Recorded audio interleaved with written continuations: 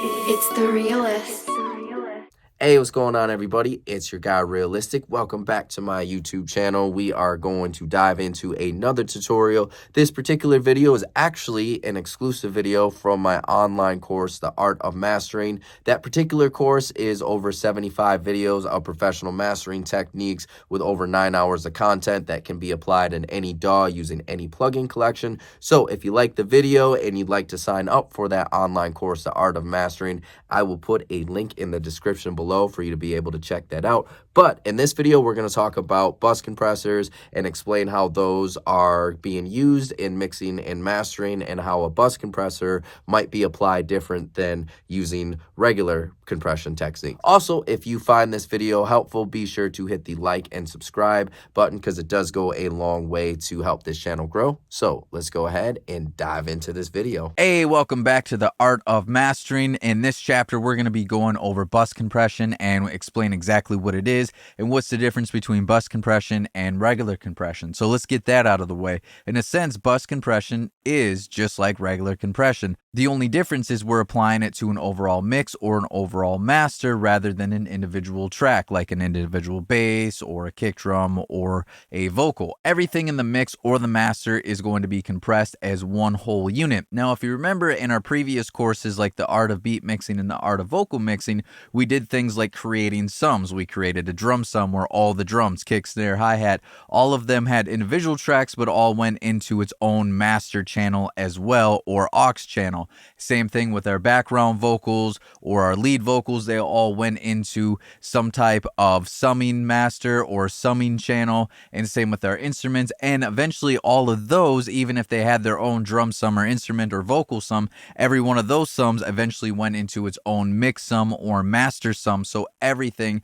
had one final little sum right at the end there. And that's where we're going to be applying our bus compression. And so when it comes to that, what we're going to be doing is we're going to be compressing everything down as a unit. So when we do that, the vocals, the kicks, the snare, the bass, the instruments, pianos, whatever it may be that's in there, all of it is going to be affected by this compressor. And because of that, we're going to want to take a different approach with bus compression than we would when we're just applying it on an individual channel, because we're not going to want to have such a fast attack or fast release like we would on an individual bass or an individual vocal, right? A lot of times we do want a faster attack, a faster release. We may even want to have more gain reduction. That's not the case when it comes to our mix sum or our master channel. What we want to have is a slower attack and a medium to slow release. And the reason why we want to do that is because if we have a slower attack, then we're not going to affect the transients, versus if we had a faster one, we're going to start to destroy the transients. Now, if we're working with a whole mix and master,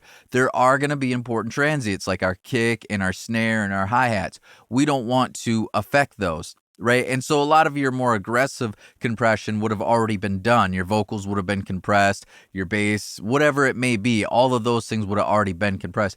This is just a little something to top it off right at the end. Just a little something to just add a little bit of cohesiveness. A lot of times you hear the word glue. What it does is it kind of glues everything together, because what it's doing is it's compressing the whole signal, so it can kind of, lower anything that gets past a threshold. It can kind of lower that down as an overall mix. And that's again why we want to focus on those slower attack times and those slower release times. Same with our threshold. We're going to want to have a lighter threshold to where we're averaging a gain reduction of 1 to 2 dB, somewhere around there, versus if we're doing vocals or a bass guitar, we might be averaging anywhere from 3 to 6 to 7, maybe even 8 dB of gain reduction if we're getting really crazy with it. That's not what we want to do with our bus compression on our master channel. We really want to be tasteful with it. We almost don't want to be noticeable with it. So in this chapter, what we're going to do is we're going to go through what we should set all of those at and how to figure out your attack times, your release time, your ratios, your thresholds, and we're going to talk about why we choose to do those. So let's go ahead and dive into the next video. Thanks so much for taking the time to watch that tutorial. Hopefully you found that information useful, and if you did like the content from that is from my online course, The Art of Mastering. Again, it's over 75 videos of professional mastering techniques with over 9 hours of content that you can apply in any DAW using any plugin collection. So I'll put the link in the description below if you want to sign up for that course, or if you want to do private lessons with me, you can as well, and then we can talk directly on Zoom about the things that you want to go over without having to go through a full course. Also, if you did find the video useful, if you wouldn't mind hitting the like and subscribe button, believe it or not, it does help the channel grow, because if you like it, it tells YouTube that, hey, maybe some other people might like this video as well, and it will show it to them. Also, in the meantime, if you want to check out some of my other videos, you can watch those here, and here. All right, until next time, y'all.